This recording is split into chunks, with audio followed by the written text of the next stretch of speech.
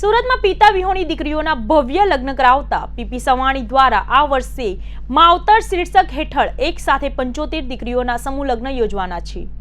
આગામી 24 ડિસેમ્બરે રવિવારના રોજ પીપી સવાણી ચૈતન્ય વિદ્યા સંકુલ અબ્રામા ખાતે સાંજે 5 વાગે યોજાશે, જેમાં રાજ્યના સીએમ પણ ઉપસ્થિત રહેવાના છે।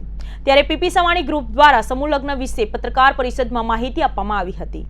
પિતા વિહોણી દીકરીઓના ભવ્ય લગ્ન સમારોહની શરૂઆત કરનાર પીપી સવાણી ગ્રુપ દ્વારા દર વર્ષની જેમ આ વર્ષે પણ 75 દીકરીઓના લગ્ન આગામી તારીખ 24 ડિસેમ્બર રવિવારના રોજ પીપી સવાણી ચૈતન્ય વિદ્યા સંકુલ અબ્રામા ખાતે સાંજે 5 વાગે યોજાશે।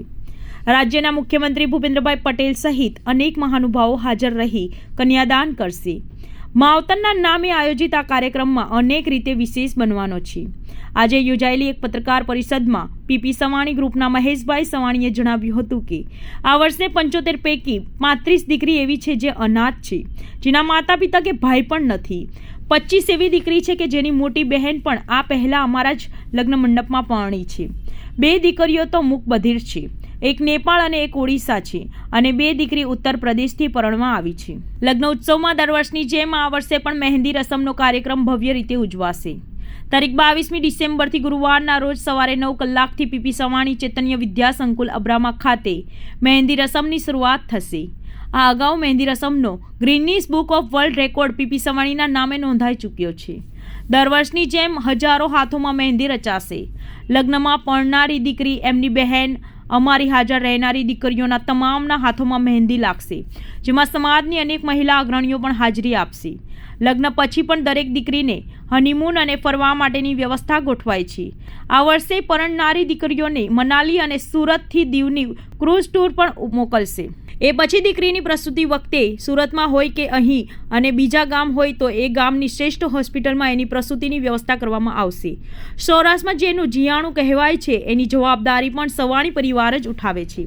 પીપી સવાણી ગ્રુપ સુરતમાં કાર્યરત જીવનદીપ ઓર્ગન ડોનેશન ફાઉન્ડેશનના નેજા હેઠળ માવતર લગ્ન પ્રસંગે ગુજરાતના માનનીય મુખ્યમંત્રી શ્રી ભૂપેન્દ્રભાઈ પટેલની પ્રેરક ઉપસ્થિતિમાં મંડપમાં હાજર રહેનાર 25,000થી વધુ લોકોને એક સાથે ઓર્ગન ડોનેશનમાં શપથ લેવડાવશે। અયોધ્યામાં ભગવાન શ્રી રામના જન્મસ્થળે ભવ્ય રામ મંદિરનું નિર્માણ થઈ રહ્યું છે। આ નિમિત્તે આસ્થા અને ભગવાન શ્રી રામના સેવક તરીકે આવનાર દરેક મહેમાનોને શ્રી હનુમાન ચાલીસા અર્પણ કરવામાં આવશે।